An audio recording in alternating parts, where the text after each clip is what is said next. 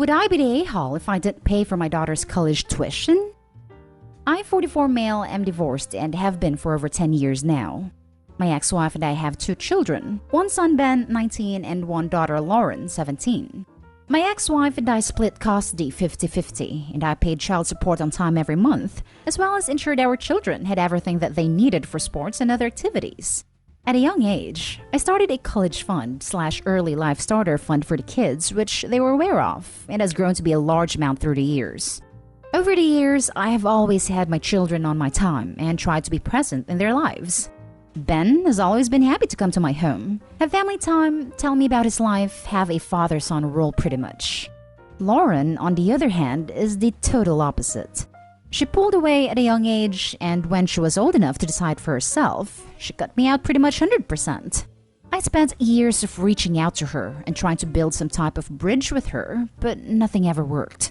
She went to a few different therapists, and I can only hope it helped in some other aspects of her life, but it certainly didn't help in a family role. Over the past few years, my son has become angry with his sister and calls her ridiculous. I've told him to not mind that and it's not her fault, but him leaving for college changed me on the whole thing. When he left, I felt like I lost my only child, and I gave up trying to have a relationship with Lauren. She never reached back out, and neither did I. It felt terrible at first, but it's much easier to deal with mentally for me.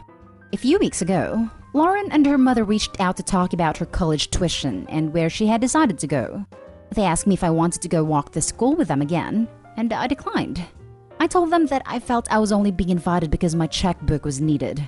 I informed my ex and Lauren that I would not be paying for college or any other of her expenses after her 18th birthday, June, and that I was going to use the money elsewhere. My ex blew up at me. My daughter didn't say anything, and when they told my son, he called to tell me he thought I was right and Lauren was to blame. I wasn't a fan they told him to begin with. However, now there's a rift between the 3 of them. Should I just let this whole thing go and pay for her education? Would I be the a-hole if I stuck to my decision? Now for the top comments. Info. Why did she cut you off? You leave a very important detail out. When my ex and I divorced, my ex kept our house, which was close to her friends and family. I moved to the other side of town, maybe 25 minutes away. She pulled away after I moved out and has told me that she wants to spend time with her friends and grandparents. Just to say, I voted not the a-hole. Is it possible that your daughter blames you for the breakup, or was it a take sides kind of situation? My ex-wife's entire family blames everything on me.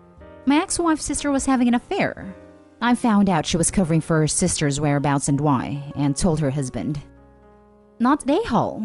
I do not understand Reddit's hive mind to spout that parents should accept their children's hurtful behavior, especially when they're old enough to know that their actions hurt. I also don't get why someone who goes no contact is entitled to someone to fund their lifestyle after no longer being a minor. Parents are human beings. They aren't infallible individuals with no feelings. Lauren is being incredibly selfish and extremely entitled to think she should be funded for college by a person she has chosen to exit a relationship with. OP is not a walking bank. You spent time reaching out, and she has blocked it every term.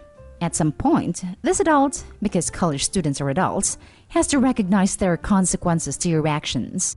I think Ben is completely right. Your ex-wife should be blowing up at you. She should have spent those previous years helping her daughter to therapy to understand this intense dislike. Lauren went to therapy, and Daddy basically blew her off when she was 10 because she wasn't the daughter he wanted. Now he's further punishing her by taking away her college fund at near last minute. No, he isn't punishing her. She chose to not have a relationship with him. Going no contact means no contact. It means no financial banking. She was a child. Technically, she's still a child. And his last-minute withdrawing money that was set aside starting years ago with the expectation that it would be used for her college, that is punishment. And now she's going to be an adult with adult responsibilities. Now for the next story. Am I the a-hole for preventing my ex from moving 3 hours away with our kids? It's created huge conflicts in both households now. My ex-wife blindsided me with news that she was moving 3 hours away with her fiancé because he got a better paying job. And the kids, who are 11 and 14, wanted to move too. I have week-on/week-off custody. There was no way I was giving up that for just every other weekend visitation. I then found out that her fiancé had already sold his home here and had bought another one there. I immediately went to court to get an emergency order preventing the move. My ex begged me to let her go, but I refused. In the end, she was prevented from taking the kids more than 50 kilometers from where I live. Unfortunately, the fiancé broke up with my ex because of this, and she has had to move in with her mother while she looks for an apartment because she can't afford a big house anymore. I would like to say that I won, but I didn't. My kids are now extremely angry with me for causing their mother to lose her fiancé. They hate living cooped up in their grandmother's home, and are now taking out all their anger in our household. They've said some heartbreaking stuff to me and my wife. My ex, who I used to co-parent amazingly with, now does everything she can to create turmoil in my household. She has even verbally told me that she's going to use our kids to break up my marriage as revenge. And my kids have done stuff that make me believe she's going through with her threats. My wife is saying she's at her limit. Am I the a-hole for how I reacted though? I just didn't want to lose my kids. Info. Did you talk to your kids about whether or not they wanted to move before you sought an emergency order preventing it? Might they have been promised some sort of bribe to go? My fear would be that you may have won the battle by preventing the move, but that you stand to lose the war. At 14, your oldest is likely to be old enough to have their wishes given very serious consideration if they no longer want to stay with you. And if your youngest is not yet old enough, they're not far off. They wanted to move, but it was because they were promised a horse at the new house.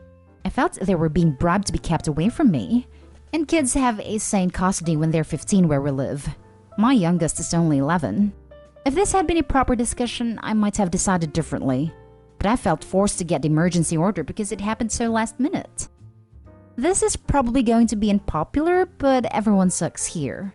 The kids are old enough to decide where they want to be. At any point during this, did you actually talk to them to see what they wanted? It doesn't sound like either of you are actually trying to put the kids first. Edit. Can you elaborate on what your children are doing that's ruining your marriage? At any point during this, did you actually talk to them to see what they wanted? And the kids, who are 11 and 14, wanted to move too. Yeah, I saw that, but I'm still wondering if he actually sat down and had a conversation with them before reacting the way he did. I just wonder if he actually tried to hear them out or just decided their feelings weren't valid. Like saying they only wanted to move due to bribes, which may be true, but did Opie come to that conclusion by having an honest conversation, or did he just decide that himself without listening to them? It could be that they genuinely wanted this new opportunity and they truly just like their mother's new partner. Totally fair. He replied that it was because they were promised a horse at the new house. So it could have genuinely been bribe motivated. But it could also have been more complex. I do think at their age, their wants should have been considered more seriously than it seems they were. I also find weaponizing your kids to be abhorrent behavior, so I'm fully on board with everyone sucks here. This is awful, but you did not create this situation. She did. Not today, Hall, and the courts agree with you. She had to know this would be a problem, which is why she didn't tell you until it was too late for her to make other reasonable plans.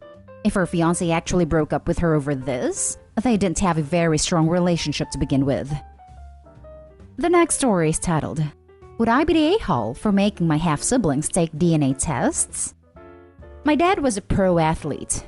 He wasn't famous, but he was a steady presence on a team that was. When his career ended after injury, his first wife divorced him, cleaned him out, and got custody of their kids. Turned his kids against him and never remarried so she wouldn't lose the alimony payments. When Dad met my mom, his ex threw a fit because mom came from a poor family / wasn't white, and according to his ex, she was a gold-digging hoe because she was pregnant before they got married. My mom died when I was young, and we struggled for money between the payments Dad was making and his injury / lack of education, making it hard for him to get a job. My half-brothers were really well off from his support payments and the money from their mom and her close friend she was living with. Whenever they stayed with us, they made it clear that they were only there because of the custody order and that they thought we were trash. When Dad saw how upset they were making me after my mom died, he stopped asking them to come. Dad passed away a few months ago. His will left everything to me, so I'm basically set for a modest life. As adults, my half-brothers never had contact with him, Not even on holidays or his birthday. Suddenly, they're saying that I'm not his. They're going to compel a DNA test, that I influenced his will, and they're taking me to court. I have no doubts that I'm his, thanks to a DNA test I already took years ago for non-paternity reasons that they don't know about. What I am starting to question is if any of them are his sons. Would I be the a-hole for agreeing to take a test, but insisting that they have DNA tests too, knowing that I'm not going to give them anything even if they pass? They and their mother treated my parents and me horribly. And I want to know how far the hypocrisy stretches. I also sincerely want to not have any of them actually be my family. Now for the top comments. Info. What would be the point of demanding DNA tests from these people when it changes nothing? Your father left a will. They are not in the will.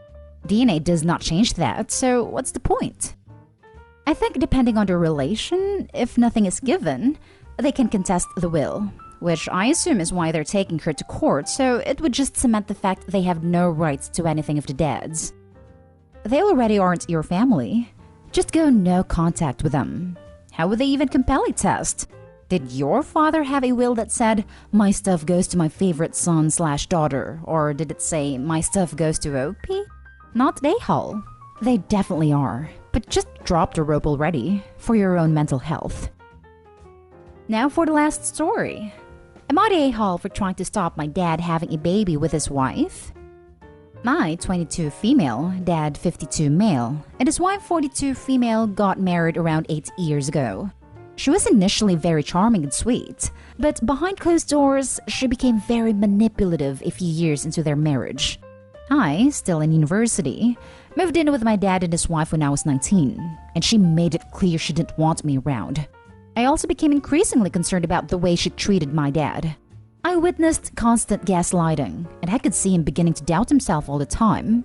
They were also trying for a baby, and his wife had 2 miscarriages over this period of time. My dad let me know that he did not really want a baby. However, he wanted to make her happy. At that point, I did not have any problem with them having a child together. However, there was constant tension in the house, and his wife eventually moved out into a flat nearby. She maintained to my dad that they were still in a relationship, and he remained loyal to her. However, she became unavailable to my dad and was constantly out at bars, being cagey with her phone around him, etc. Basically, it seemed to me that she was stringing him along while possibly seeing other people. That was 14 months ago, and for the past 6 months or so, she has refused to contact my dad in any way other than sending each other letters back and forth. She has also since moved 7 hours away from us, and so her and my dad have not seen each other for around 6 months. About 9 months ago, my dad's mom, my grandma, died, and she did not answer any of his calls during this time period, although she knew what was going on.